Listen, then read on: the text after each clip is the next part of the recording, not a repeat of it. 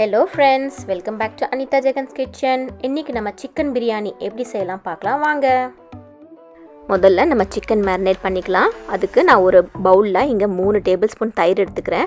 அதோட 2 tablespoon red chilli பவுடரும் 1 tablespoon coriander பவுடரும் ஆட் பண்ணிக்கிறேன். அப்புறமா 1 டீஸ்பூன் மஞ்சள்தூள். இப்போ 1 teaspoon ginger garlic paste add பண்ணிட்டு அரை லெமனோட ஜூஸையும் ஆட் பண்ணிக்கிறேன்.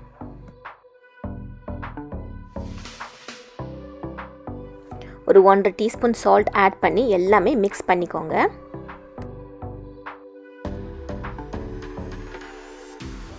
இப்போ நல்லா மிக்ஸ் ஆகிடுச்சு. அப்புறமா சிக்கனை தண்ணியில் கொஞ்சம் மஞ்சத்தூள் கலந்து நல்லா கழுவிட்டு இதில் ஆட் பண்ணியிருக்கேன். இப்போ எல்லாமே மிக்ஸ் பண்ணிவிட்டு சிக்கனும் அந்த மேரினேஷன் நல்லா மிக்ஸ் பண்ணி 1 மணி நேரம் நல்லா ஊற விடுங்க.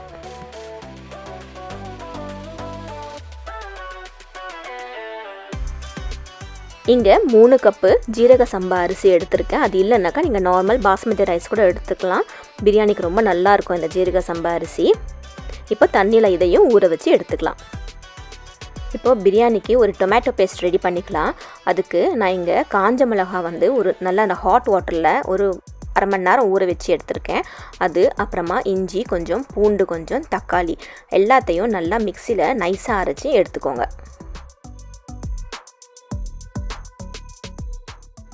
இப்போது ப்ரெஷர் குக்கரில் நான் இங்கே அரை கப்பு ஆயில் ஆட் பண்ணிக்கிறேன். நீங்கள் எந்த ஆயில் வேணால் யூஸ் பண்ணிக்கலாம். சன்ஃப்ளவர் ஆயில் இல்லை வெஜிடபிள் ஆயில் எது இருந்தாலும் ஓகே. அதுக்கப்புறமா 3 டீஸ்பூன் நெய் ஆட் பண்ணிக்கிறேன்.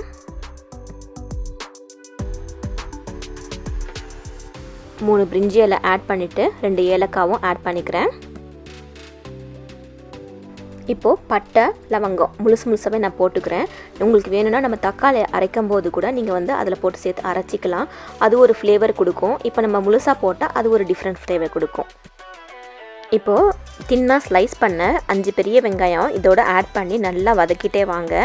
வெங்காயம் நல்லா வதங்கணும். வெங்காயம் நல்லா வதங்கின பிறகு நம்ம அரைச்சி வச்ச தக்காளி பேஸ்ட்டை சேர்த்து அதையும் வதக்குங்க. பச்சை வாசனை நல்லா போகிற வரைக்கும் அதையும் வதக்கிட்டே வாங்க. இப்போ இதெல்லாம் நல்லா வதங்கின பிறகு நம்ம மேரினேட் பண்ணி வச்ச சிக்கனையும் சேர்த்து ஒரு 10 to 15 மினிட்ஸ் நல்லா கொஞ்சம் குக் பண்ண விடுங்க. ஒரு 15 மினிட்ஸ் அந்த சிக்கன் நல்லா குக்கான பிறகு ஒரு கைப்பிடி புதினாவும் கொத்தமல்லியும் சேர்த்து நான் மிக்ஸ் பண்ணிக்கிறேன். இப்போ எல்லாமே மிக்ஸ் பண்ணிவிட்டு நீங்கள் டேஸ்ட் பாருங்கள். உங்களுக்கு காரம் பத்தலை அப்படின்னாக்கா நீங்கள் இன்னும் கொஞ்சம் ரெட் சில்லி பவுடரும் கொரியாண்டர் பவுடரும் சேர்த்துட்டு கொஞ்சம் சால்ட்டும் சேர்த்து மிக்ஸ் பண்ணிக்கோங்க.